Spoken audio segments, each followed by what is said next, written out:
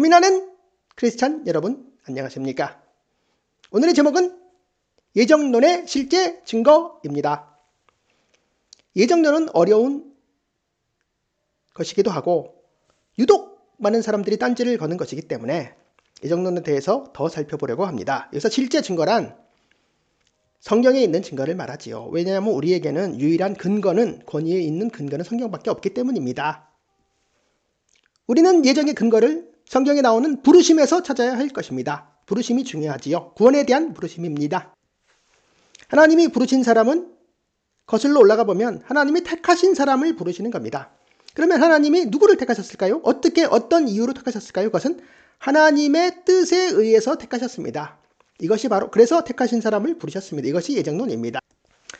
자, 여기서는 하나님의 뜻이 중요한데 왜 그러냐 하면 사람의 뜻과 하나님의 뜻이 이게 대조가 되기 때문입니다. 우리를 예정하시고 부르신 것이 과연 하나님의 뜻이냐 사람의 뜻이냐.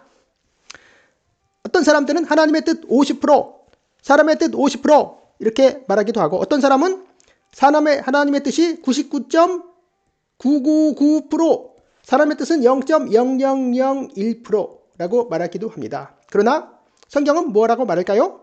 하나님의 뜻이 100%, 사람의 뜻은 0% 이렇게 강력하게 이야기를 명백하게 하고 있습니다.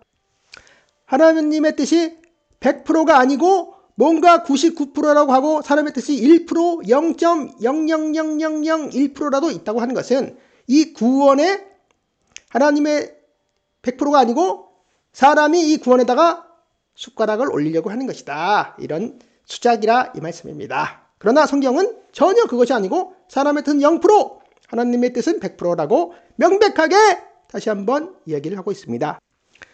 간단하게 이야기를 해보자면 하나님의 뜻이 나오는 것은 마태복음 6장, 나라가 임하옵시며 뜻이 하늘에서 이룬 것 같이 땅에서도 이루어지이다. 이것이 어디 나올까요? 맞습니다. 주기도문에 나옵니다. 뜻이 하늘에서 이룬 것 같이 땅에서도 이루어지이다 할 때 이 뜻 앞에는 이 뜻은 누구의 뜻일까요? 앞에 사실은 당신의라는 말이 생략돼 원문엔 있는데 우리나라 말에는 번역은 안 했죠. 아버지의 뜻, 당신의 뜻이 이루어지이다. 그러니까 하나님의 뜻이란 것은 사람의 뜻과 달라서 한번 하나님이 뜻하시고 원하시면 반드시 이루어집니다. 100% 이루어지는 것입니다. 일단 하나님의 뜻은 반드시 이루어지는 것인데, 그러면 구원에 관한 하나님의 뜻은 무엇이냐? 이것을 봅시다. 구원이 과연 하나님의 뜻으로 이루어지는 것이냐? 사람의 뜻으로 이루어지는 것이냐? 요한복음 12장 영접하는 자, 곧 그 이름을 믿는 자들에게는 하나님의 자녀가 되는 권세를 주셨으니, 즉 이것이 구원을 말하는 것이죠. 영접하는 자, 믿는 자, 그 이름 예수 그리스도의 이름을 믿는 자. 자, 그것은 이 구원은 혈통으로나 육정으로나 사람의 뜻으로 나지 아니하고 오직 하나님께로부터 난 자들이니라. 자, 여기서도 사람의 뜻이 있죠. 사람의 뜻으로 나지 아니하였다. 아예 그냥 나지 아니하고 여기 난 자들이라고 돼 있죠. 아직 그냥 나아진 자들, 태어난 자. 어떻게 아기가 자기 뜻으로 날 수 있습니까? 부모의 뜻으로 날 수 있죠. 아예 나아진이라고 표현을 하고 있습니다. 그러니까 하나님께로부터 나아졌는데 그것은 전혀 사람의 뜻이 아니었다. 육정도 육신의 뜻이란 뜻입니다. 육신의 뜻으로 나지 아니하고 사람의 뜻으로 나지 않고 오직 하나님께로부터 난 자들이니라. 그러니까 하나님의 뜻이 이루어진 것이죠.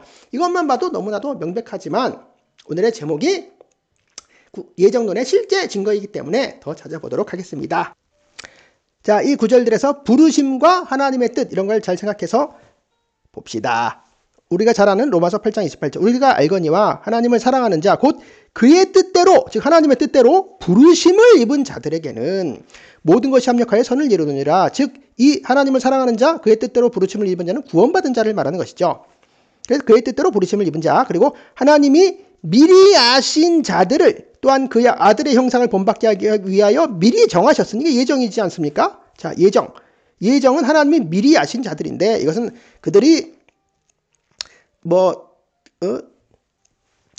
나중에 복음을 전파하면 믿을까 안 믿을까를 미리 아셨다, 전혀 그런 수준의 미리 아셨다는 뜻이 아닙니다. 이것은 하나님이 미리 아셨다고 하는 것은 하나님이 사랑하셨다는 뜻입니다. 미리 자기의 자녀들로 인격적인 알을 말합니다. 인격적으로 아셨다. 자기 자녀들이라는 것을 아셨다. 자기 백성이라는 것을 아셨다. 그래서 보면은 미리 아신 자들이 바로 하나님을 사랑하는 자 아닙니까? 이것이 사랑한다는 말씀입니다. 하나님이 사랑하신 자는 미리 아신 자들이고 그 사람들이 바로 하나님을 사랑하는 것입니다. 그 구원받은 사람들이죠. 그걸 미리 예정하셨다. 이는 그로 많은 형제 중에 맏아들이 되게 하려 하심이라. 또 미리 정하신 그들, 예정하신 그들을 또한 부르신 그들을 또한 의롭다 하시고, 의롭다 하시는 게 칭의죠. 바로 구원받았다는 뜻이죠. 그리고 의롭다 하시는 그들을 또한 영화롭게 하셨느니라. 구원에 관한 이야기를 하는 이 로마서 28장, 로마서 전체가 구원에 관한 이야기지만 로마서 8장 다음에 9장 여기를 보면은 예정에 대한 게 너무 확연하게 예가 드러나 있어요. 실제라고 볼 수 있죠. 또한 리브가는 이삭의 부인입니다. 근데 리브가와 이삭이 결혼해서 이브가가 임신했습니다. 그러니까 쌍둥이를 임신했습니다. 그 자식들 에서와 야곱이죠. 아직 쌍둥이인데 리브가의 뱃속에 있을 때, 태어나지도 않았을 때, 아직 나지도 않았으니까 무슨 선이나 악을 행하지 아니한 때에 택하심을 따라 되는 하나님의 뜻, 여기 또 하나님의 뜻이 나오죠. 하나님의 뜻이 행위로 말미암지 않고 오직 부르시는 이로 말미암아 서게 하려 하사. 자, 여기서도 행위로 말미암지 않는다는 것은 사람의 어떤 선택, 사람의 뜻, 사람의 선택에 따라서 되는 것이 아니고 오직 부르시는 이로 말미암아, 오직 하나님으로 말미암아 되는 것입니다. 그것이 바로 하나님의 뜻, 하나님의 택하심 이렇게 되는 것이지요. 그래서 사람이 뭐 선택할지 안 선택할지 전혀 그거랑 관련이 없습니다. 왜냐하면 처음부터 하나님의 뜻이 행위로 말미암지 않고 오직 부르시는 이로 말미암아 서게 하려 하사 이렇게 되어 있지 않습니까? 그러니까 예지 예정이 전혀 아닌 것이죠. 그러니까 아까 처음에 말한 것처럼 사람의 뜻은 0%, 하나님의 뜻이 100% 이렇게 되는 것이죠.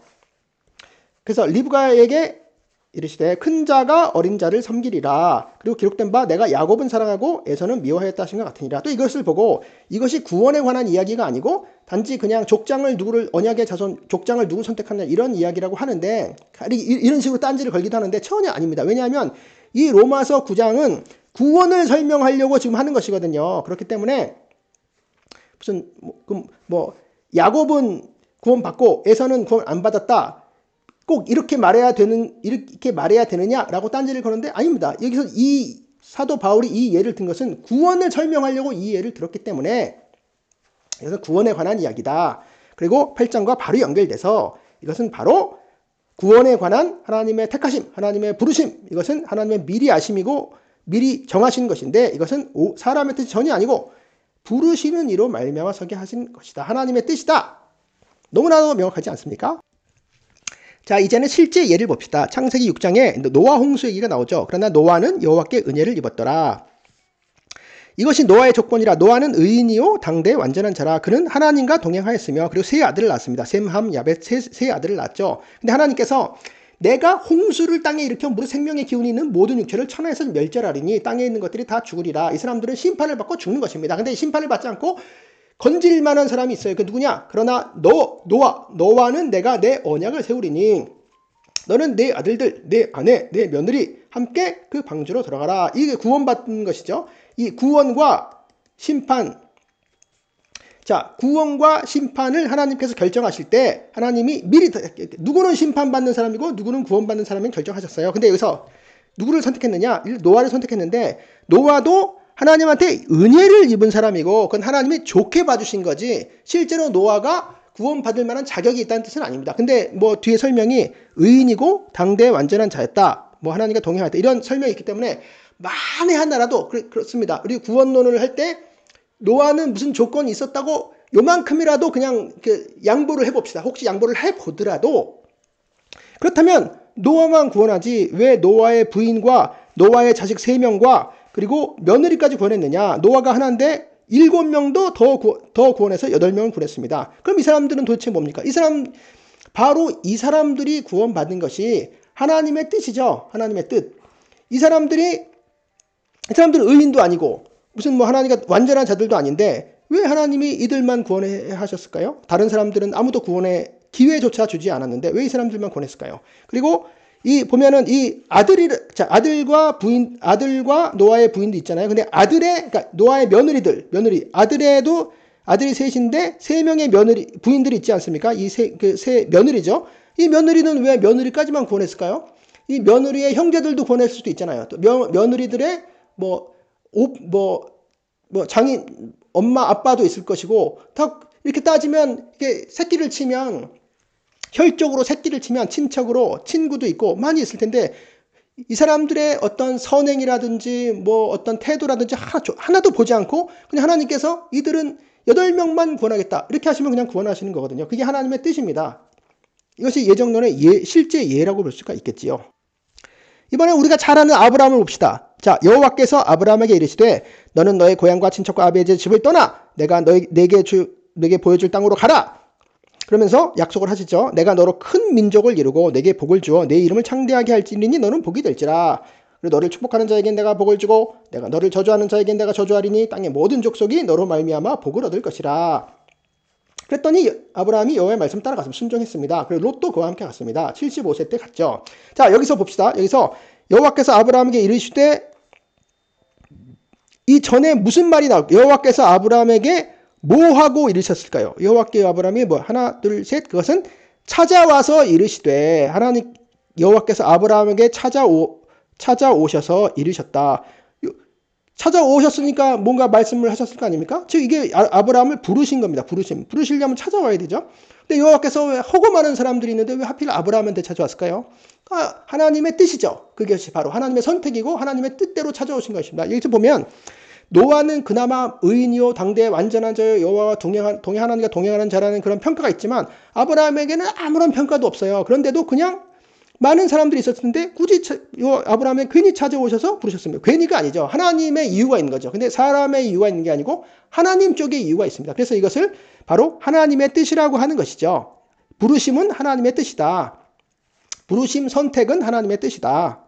그리고 여기 보면은 하나님의 약속을 보면 자 뭐뭐 해라. 그리고 너는 복이 될지라 내가 너를 큰 민족을 이루고 여러 가지 약속을 주시는데 이 약속도 조건이 없어요. 네가 뭘 하면 내가 뭘 약속을 주겠다. 네가 뭘 안 하면 약속을 안 줘. 이런 것이 아니고 그냥 다짜고짜 약속을 그냥 하나님 딱 부르시고 다짜고짜 약속하시고 그랬더니 그 약속을 받고 아브라함이 여호와의 말씀을 그냥 따라갔어요. 그러니까 이것도 어떤 조건이 아닌 거죠. 그러니까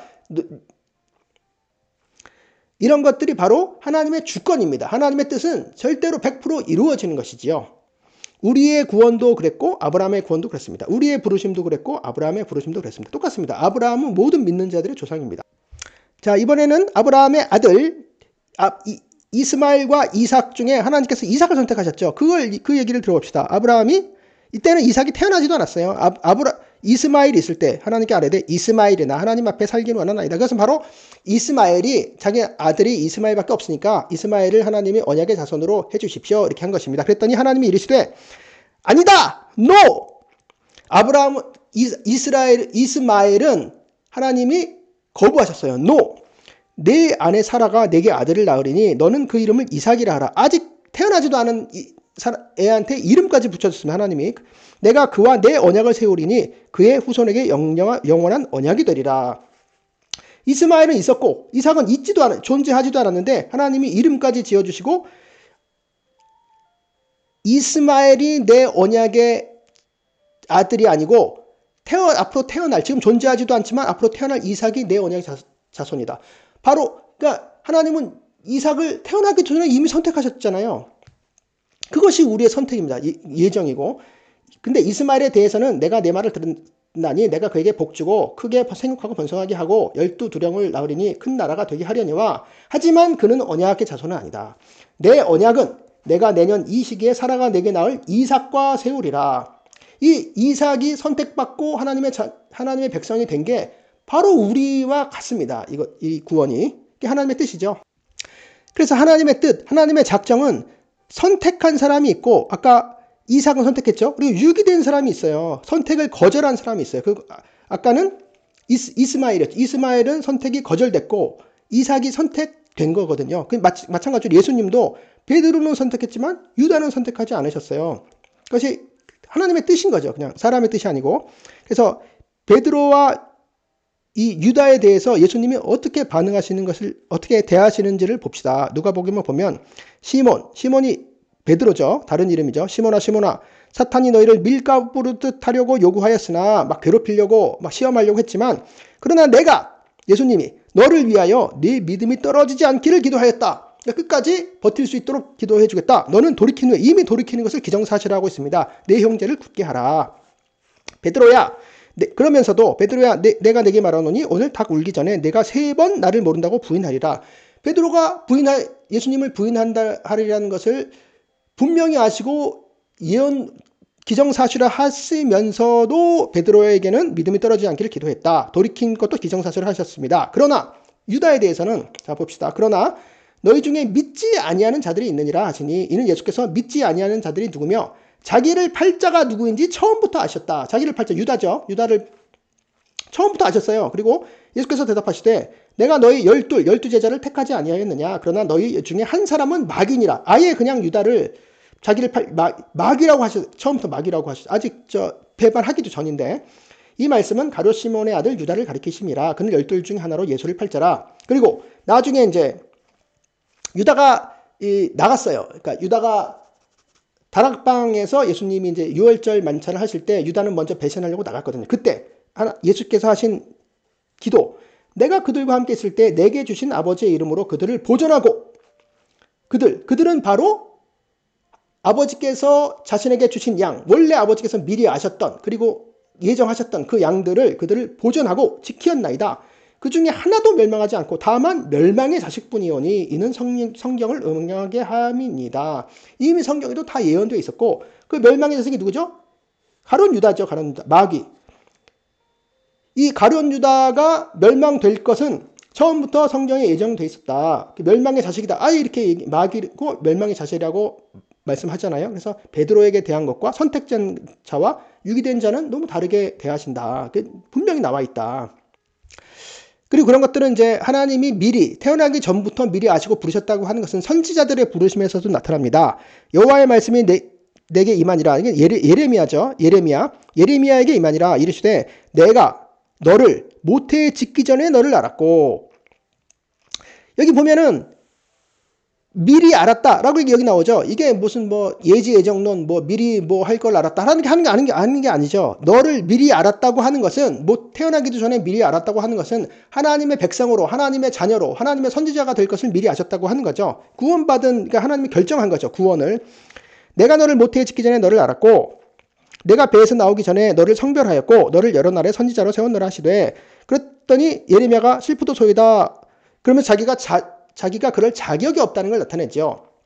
그리고 사도 바울을 부르신 것을 봅시다. 사도 바울의 부르심은 정오나되어 길에서 보니 하늘로부터 해보다 더 밝은 빛이 나와 내 동행들을 불러 비추는지라. 우리가 다 땅에 엎드려지매 내가 소리를 들으니 히브리 말로 이르되 사울아 사울아. 바울이 전에는 이름이 사울이었죠. 내가 어찌하여 나를 박해하느냐. 이거 바로 예수님이죠. 가시채를 뒷발질하기가 내게 고생이니라. 내가 대답하되 주여 누구시니까. 누군지도 모르죠. 사울은. 주께서 이르시되 나는 내가 박해하는 예수라. 예수님이 사울한테 찾아오셨어요. 아예 처음부터. 이 사울은 예수 믿는 사람들을 박해하러 핍박하고 잡아 가두려고 고통을 주려고 그 믿음을 저버리게 하려고 지금 다메섹으로 가고 있는 중인데 갑자기 예수님이 나타나셔서 사울을 부르신 거죠. 일어나 너희 발로 서라. 내가 너에게 나타난 것은 나타나셨죠. 예수님이. 내가 나를 본 일과 장차 내가 내게 나타날 일에 너로 종과 증인을 삼으려 함이니.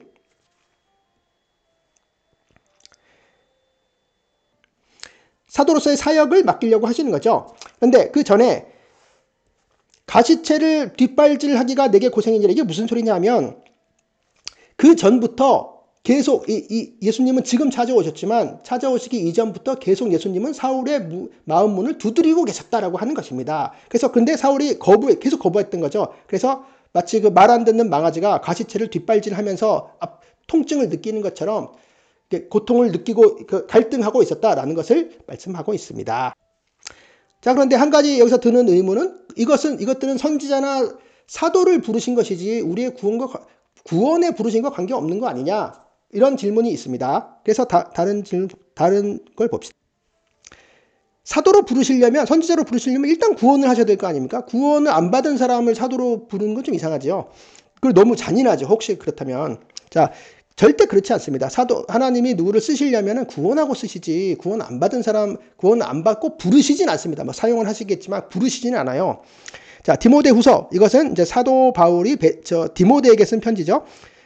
거의 유언 같은 것이죠. 그러므로 너는 내가 우리 주를 증언함과 갇힌 자 된 나를 부끄러워하지 말고, 이게 지금 옥중에서 감옥에 갇혀서 쓰는 것이죠. 복음과 함께 고난을 받아라. 그러면서 하나님이 우리를 구원하사 거룩하신 소명으로 부르심은 이라고 돼 있죠.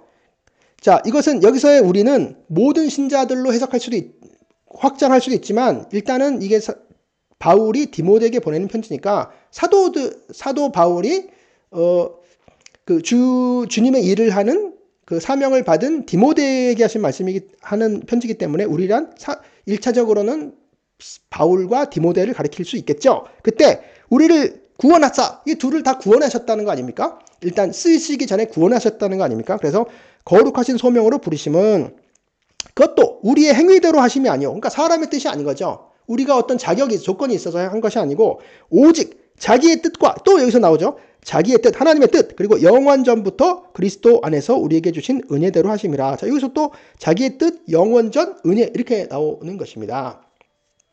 자, 그러면 이것이 이런 미리 정하시고 부르시고 하는 것들이 이 사도들만, 어떤 사역을 맡길 사람들한테만 그렇게 미리 정하시고 부르시는 것이냐? 전혀 아닙니다. 로마서를 봅시다. 첫머리. 그런 말미암아 우리가 은혜와 사도의 직분을 받아 그의 이름을 위하여 모든 이방인 중에 믿어 순종하게 하나니. 여기서의 우리는 사도 바울과 그 사역자들을 말하는 것이죠. 여기서의 우리는, 그런데 여기서 봅시다. 너희도 그들 중에서 예수 그리스도의 것으로 부르심을 받은 자니라. 자, 그들은 이방인이죠. 자, 그러니까 사도 바울이 로마에 있는 교인들에게 편지를 쓰는데, 그 로마에 있는 교회에는 이방인 성도들이 많이 있었죠. 그래서 대부분 이방인이었다고 생각이 돼요. 그러니까 이방인 중에서 예수 그리스도의 것으로 부르심을 받았다. 똑같이 부르심을 받았죠. 사도로 부르심을 바울은 사도로 부르심을 받았는데, 이 이방인들은 그리스도의 것으로 부르심을 받았습니다. 그래서 로마에서 하나님의 사랑하심을 받고 성도로 부르심을 받은 자들. 하나님의 부르심은 항상 하나님의 뜻대로 부르시는 거지 사람이 뜻으로 부르시는 것이 아닙니까? 많이 나와 있죠, 그건. 자, 모든 자들에게, 성도로 부르심을 받은 모든 자들에게 하나님 우리 아버지와 주 예수 그리스도로부터 은혜와 평강이 있기를 원하노라. 그러니까 너무 명확하죠. 모든 부르심을 받은 사람, 성도나 사도나 우리 모두 그 구원으로 부르심을 받은 사람은 하나님의 뜻대로 부르심을 받은 것입니다. 사람의 뜻이 아닙니다. 행위대로가 아니죠. 결국에 사역자들도 하나님의 부르심을 받아서, 이 사역자들, 말씀을 전하는 사역자들도 하나님의 부르심을 받아서 구원받고 말씀을 전하는 것이고, 또 이 사역자들의 말씀, 이 전파하는 말을 듣고 구원받은 사람들도 하나님이 미리 정하셔서 부르셔서 하나님의 자기 백성으로 삼으신 것입니다. 사도행전 13장, 이 비시디아 안디옥에서 사도 바울이 한 이 복음 전할 때 이방인들이 듣고 기뻐하여 하나님의 말씀을 찬송하며 영생을 주시기로 작정된 자는 다 믿더라. 그렇죠?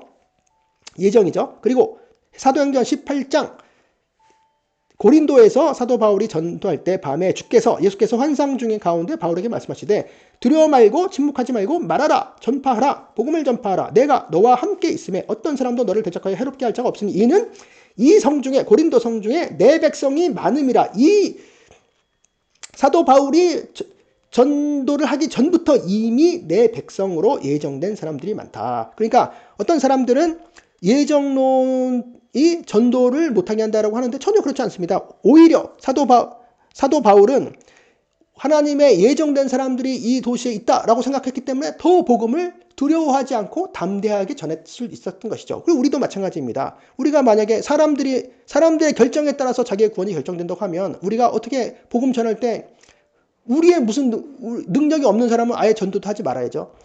진짜 사도 정도의 어떤 실력과 수준이 되는 사람들만 전도해야지 됩니다. 왜냐하면 우리가 그냥 잘못 전했다가 그 사람들의 하나님을 안 택하면 영원히 그 사람들을 우리가 지옥으로 보낸 셈이 아닙니까? 그렇지 않습니다. 우리가 전하는 것은 우리가 무딘 말로 전하든 현란한 말로 전하든 그 우리의 말이 아니고 하나님의 복음이 전해지면 처음부터 하나님의 예정되었던 이 성중에 내 백성이 많음이라 영생을 주기로 작정된다는 다 믿게 되는 것입니다. 그러므로 전도를 오히려 그것 때문에 우리가 전도를 할 수 있는 것이죠. 오늘의 제목은 예정론의 실제 증거였습니다. 그것은 성경에 나타난 하나님의 부르심을 보면 알 수 있다. 하나님이 부르신 자들은 택하신 자들이고 그건 하나님의 뜻대로였다. 그 부르심은 하나님의 뜻 100%였다. 사람의 뜻이 전혀 아니었다. 끝!